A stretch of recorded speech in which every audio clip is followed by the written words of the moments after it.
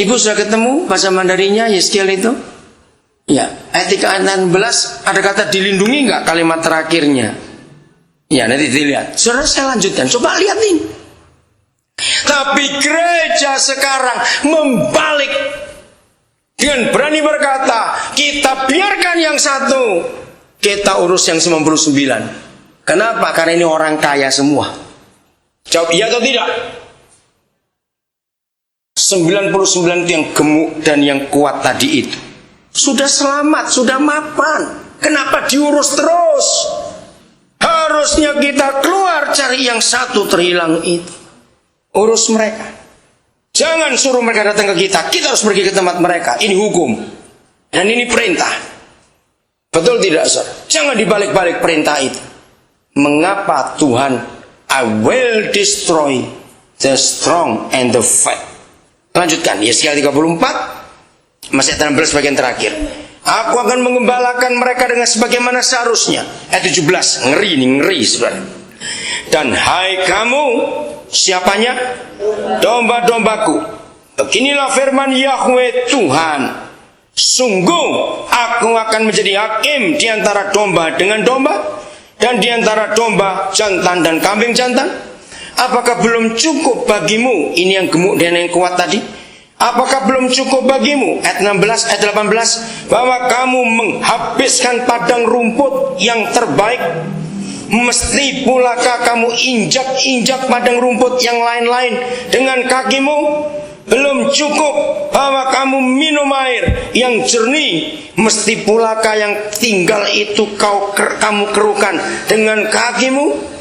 Apakah domba-dombaku seharusnya memakan rumput yang sudah diinjak-injak kakimu dan meminum air yang sudah dikerukan kakimu? Oleh sebab itu, beginilah firman Yahweh Tuhan terhadap mereka. Dengan sesungguhnya aku sendiri akan menjadi hakim di antara domba yang gemuk dengan domba yang kurus. Oleh karena semua yang lemah kamu desak dengan lambungmu dan bahumu, serta kamu tanduk dengan tandukmu, sehingga kamu menghalau mereka keluar kandang. Ayat 22. Maka aku akan menolong domba-dombaku, supaya mereka jangan lagi menjadi mangsa, dan aku akan menjadi hakim di antara domba dengan domba. Ngeri gak ini, saudara? Maaf, gereja terlalu jahat. Gembala-gembalanya ngurus jemaat yang kaya-kaya. Maaf, kita harus ngaku itu. Kalau ada orang kaya sakit, gembala gak usah kasih tahu, datang sendiri jenguk. Kalau ada orang miskin yang sakit, alasannya banyak. Berapa banyak gembala-gembala kalau yang mati orang miskin, diwakilkan penguburannya, bukan dia yang datang. Maaf, walaupun tidak semua tentunya, tapi kebanyakan. Pernahkah saudara berpikir begini? Kalau saudara pernah ngajak tetangga atau orang yang kurang mampu, kita ajak ikut ke gereja, siapa ingat? Ya kalau nggak pernah ngajak, ya nggak tahu. Saya sering ngajak, maka itu saya tahu. Yang pernah sering ngajak, apa kalimat yang keluar di mulut mereka kalau kita ajak mereka ke gereja? Apa? Nggak usah ragu-ragu. Ada kalimat yang sama. Saya buktikan di semua tempat yang saya pernah ajak mereka. Apa? Nggak jelas. Nggak ada perpuluhan, nggak ada uang, nggak ada pundi. Betul. Ada lagi yang lain. Betul itu. Aduh, nggak ada uang untuk kolektor, untuk pundi-pundi. Apa lagi? Nah, aduh pakaian saya. Betul nggak? Itu kata yang paling penting, yang paling sering saya dengar. Aduh, saya nggak punya uang. Karena mereka tahu di gereja itu sudah kolektor. Aduh pakaian saya. Apa kesimpulannya? Berarti gereja tempat orang kaya, bukan orang miskin. Maka itu Tuhan Yesus marah. Yang gemuk dan yang kuat itulah orang-orang kaya, yang menyita banyak waktu para pendeta untuk mengurus mereka.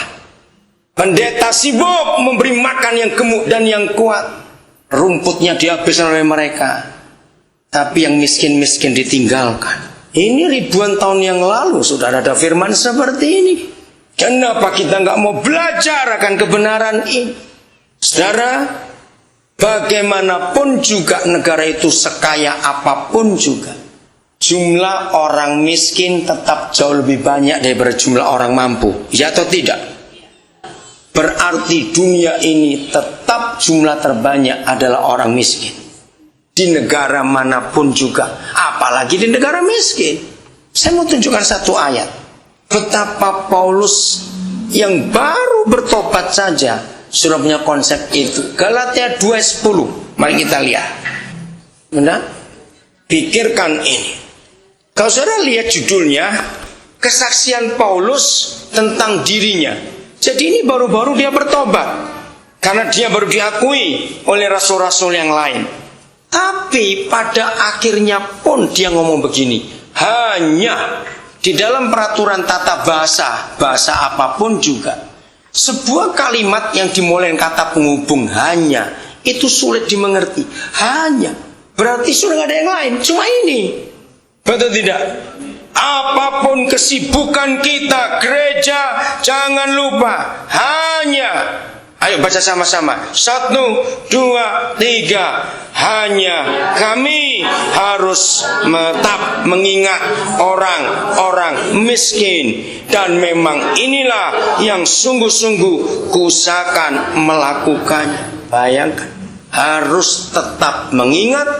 Dan ini yang sungguh-sungguh kuusahakan. Jujur, apa kegiatan saudara? Maaf, mulai hari ini semua kita berubah. Mulai hari. Terus nih, Papa tanya, kamu masih ngurus orang-orang gila itu? Ada yang belum tahu? Ada seorang anak muda, nggak mikir di sini, tahu kapan dia kawin karena ngurus orang-orang gila. Terus ini kamu berdiri terus. Sekarang berapa orang gila yang kamu tampung? 1, yang lain-lain? Masa meninggal yang itu? Oke, yang ada sekarang? Ya. Terima Yesus, puji Tuhan. Sekarang berapa orang tinggal di rumah itu? Termasuk anak-anak yang lain-lain. Untuk tempat. Nah, siapa yang punya rumah? Orang kaya kalau punya, silakan duduk terus. Saya dengarkan nih. Kalau ada orang kaya di kota Palu, lalu punya rumah banyak, saudara kontrakan, awas makan uang kontrak. Berikan rumah itu untuk orang miskin tinggal. Banyak orang nggak punya rumah. Dengan catatan sekian tahun dididik, suruh dia keluar, ganti orang lain lagi. Harusnya seperti Rusni nggak perlu kontrak rumah. Saya tahu ada orang-orang Palu yang punya rumah, pinjamkan rumah itu. Oh, nggak ada yang ngamen yang punya rumah pura-pura tuli, maaf. Serius ini saya berkata, kita perlu nolong orang-orang itu. Apa yang kita harus buat untuk memberkati mereka dalam hidup ini, saudara? Hanya kita harus tetap mengingat orang-orang miskin ini. Saudara, itu hati Yesus yang kita harus mengerti betul. Saya bisa ngomongin sampai pagi nggak habis-habis, saudara. Karena itu memang hati saya. Tanggal 24 Juni yang lalu, dari Nabire saya ke Surabaya karena tanggal 26 saya harus ke Karangpandan, Jawa Tengah, dan 25 saya harus ada pertemuan di Surabaya. Dari bandara Juanda, saya baru sadar kalau sabun mandi saya habis.